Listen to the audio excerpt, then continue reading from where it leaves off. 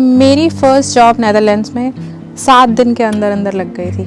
India में बैठे बैठे मेरा फ्रेंड पूछते हैं कि हम बैठे बैठे यहाँ पर जॉब कैसे ढूंढें। सबसे इम्पॉर्टेंट बात कि पैसे कितने मिलेंगे। सैलरी रेफरेंस के लिए एक बहुत बढ़िया तरीका भी है कि आप कितनी सैलरी एक्सपेक्ट कर सकते हो।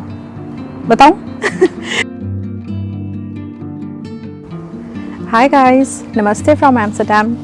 मेरा नाम है निधि और मैं नेदरलैंड्स में लगभग 12 साल से रह रही हूँ। मैं आईटी फील्ड में जॉब करती हूँ और मेरे हस्बैंड फाइनेंस फील्ड में। इस दौरान मैंने काफ़ी कंपनीज़ में काम किया पिछले 12 साल से, जिसमें से कुछ डच कंपनीज़ थी और कुछ नॉन डच कंपनीज़ थी। और एक सवाल मुझसे बार बार पूछा जाता है कि निधि तेरी जॉब कैसी लगी यहाँ पे। और इंडिया में बैठे बैठे मेरा फ्रेंड पूछते हैं कि हम बैठे बैठे यहाँ पर जॉब कैसे ढूंढें।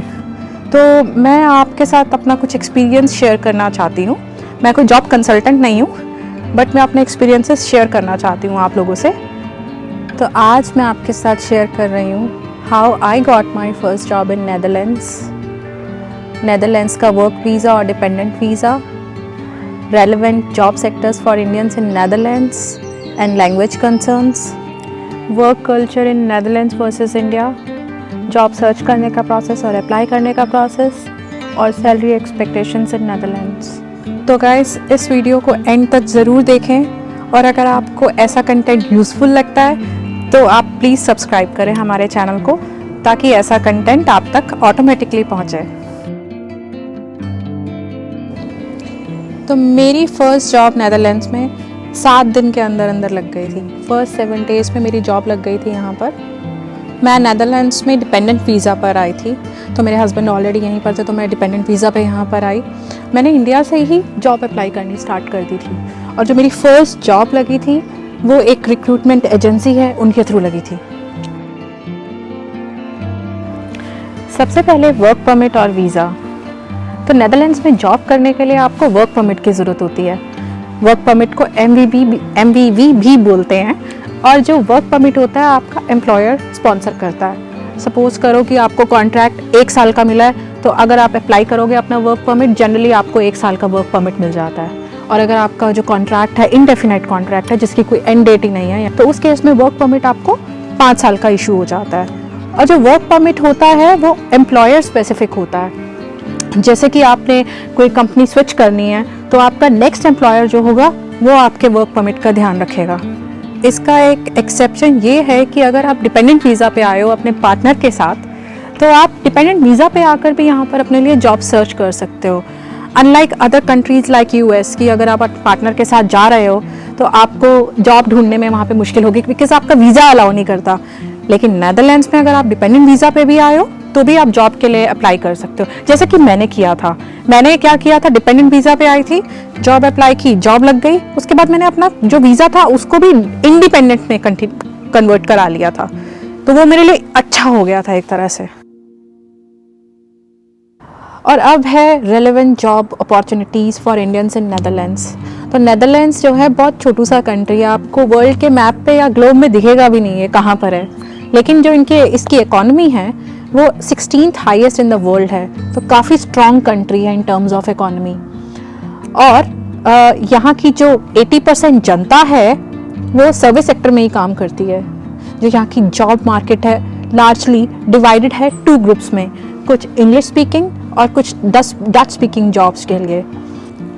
Professions like medical, accountant, teaching, lawyers, वो सारे के सारे डच स्पीकिंग स्पेसिफिक प्रोफेशंस हैं। और लेकिन डिसहार्टन होने की ज़रूरत नहीं है, यहाँ पर बिजनेस लैंग्वेज फिर भी इंग्लिश है, क्योंकि नेदरलैंड्स में मोस्टली US कंपनीज़ के यूरोपियन हेडक्वार्टर्स हैं। तो ऐसी बहुत सारी कंपनीज़ हैं जहाँ पर खूब सारी IT जॉब्स भी हैं। और यहाँ पर बहुत सारे इंडियंस नेदरलैंड्स में IT फील्ड में जॉब करते हैं। और अभी तो फाइनेंस, मार्केटिंग, बहुत जगह मैंने देखा है बहुत सारे इंडियंस काम कर रहे होते हैं। और मेरे हस्बैंड खुद ही वो भी फाइनेंस फील्ड में है। अगर अभी भी आप ये वीडियो देख रहे हैं तो सब्सक्राइब करना तो बनता है, please hit the subscribe button. Job search and application. तो यहाँ पे जॉब अप्लाई करने का तरीका it's very similar to India. Best place to start is LinkedIn, कि वहाँ पर जाओ और वहाँ पे सारी की सारी जॉब्स पब्लिश होती हैं, वहाँ पर जाओ, सीवी डालो और जॉब्स चेक करनी स्टार्ट कर दो। इसके अलावा और भी वेबसाइट्स हैं जैसे कि मॉन्स्टर बोर्ड, इंडीड, तो वहाँ पर भी सारी की सारी जॉब्स पब्लिश होती है, but for me LinkedIn is the best.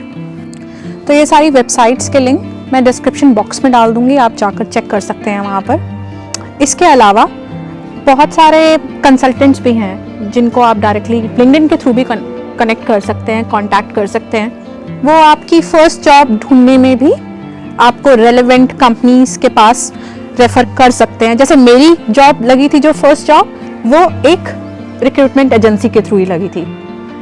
और यूरोप में अपना पर्सनल नेटवर्क बहुत अच्छा होना बहुत अच्छा माना जाता है, ताकि अगर आपका नेटवर्क अच्छा हो, सपोज आपका फ्रेंड आपके साथ काम करता था और वो नेक्स्ट कंपनी में चला गया, आप जॉब स्विच करना चाहते हो, तो अगर आपके कनेक्शंस अच्छे हैं, आप उससे कनेक्ट कर लो, तो रेफरेंस काफ़ी मायने रखती है यहाँ पर। वर्क कल्चर डिफरेंसेस, सबसे बड़ा डिफरेंस जो यहाँ पे है वो ये है कि कोई यहाँ पे सर मैडम करके नहीं बुलाता है, डायरेक्टली नाम से। कोई सर मैम किसी को भी बोलने की ज़रूरत नहीं, it's such a good thing. दूसरी चीज़, यहाँ के लोग बहुत ज़्यादा डायरेक्ट है, कम्युनिकेशन इतना डायरेक्टली होता है, कभी कभी हमें वो रूड भी लग जाता है, लेकिन आपको आदत पड़ जाती है टाइम के साथ साथ। तीसरी चीज़ है कि लेबर इतनी महंगी होती है और हायरार्कीज जो होती है लीन होती है, और कोई भी इंडिविजुअल अगर किसी चीज़ पे काम कर रहा है उसकी अथॉरिटी ज़्यादा होती है, लेकिन everything comes with like responsibility. आपको अगर आपने किसी चीज़ की कमिटमेंट कर दी है तो उसको आपको पूरा करना पड़ता है। और यहाँ पर टाइम का बहुत पंक्चुअल होते हैं लोग। अगर कोई मीटिंग सुबह 9 बजे स्टार्ट होनी है तो वो 9 बजे ही स्टार्ट होगी। अगर आप 1 मिनट भी लेट आ रहे हैं उस मीटिंग में, वो अच्छी चीज़ नहीं है यहाँ पर। और छोटी सी एक बात बताती हूँ जो जॉब से रिलेटेड नहीं है, कि जैसे अगर आप किसी के घर जाते हो, आपने बोल दिया कि हम आपके घर पार्टी में 6 बजे आएंगे, तो आपको 6 बजे एक्सपेक्ट करते हैं ये डच लोग।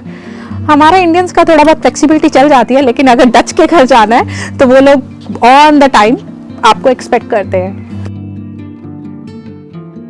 सबसे इम्पॉर्टेंट बात कि पैसे कितने मिलेंगे। अरे भाई, वो भी डिपेंड करता है आपके एक्सपीरियंस के ऊपर और आपका स्किल सेट क्या है। जैसे कि मैं अपना बता देती हूँ मेरी जो फर्स्ट जॉब लगी थी कंसल्टेंट के थ्रू और मैं आई थी डिपेंडेंट वीज़ा पे, मुझे 2700 यूरोस ग्रॉस मिलते थे। तो काफ़ी कम थे, लेकिन फिर भी मेरी फर्स्ट जॉब थी तो मैं काफ़ी खुश थी।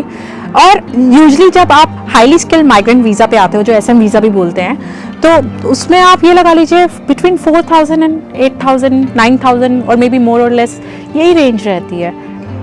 तो एक सैलरी रेफरेंस के लिए एक बहुत बढ़िया तरीका भी है कि आप कितनी सैलरी एक्सपेक्ट कर सकते हो।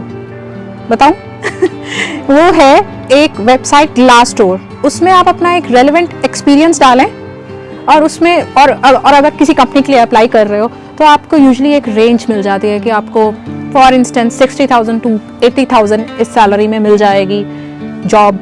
तो आप इसमें चेक कर सकते हैं जस्ट फॉर रेफरेंस पर्पसेस। तो आज का वीडियो यहीं पर ख़त्म होता है।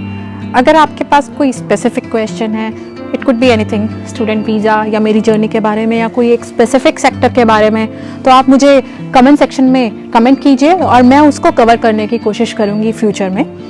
और अगर आपको ये वीडियो पसंद आया हो या आपका ज़रा सा भी हेल्प हुई हो, आप please hit the subscribe button. See you next time, bye.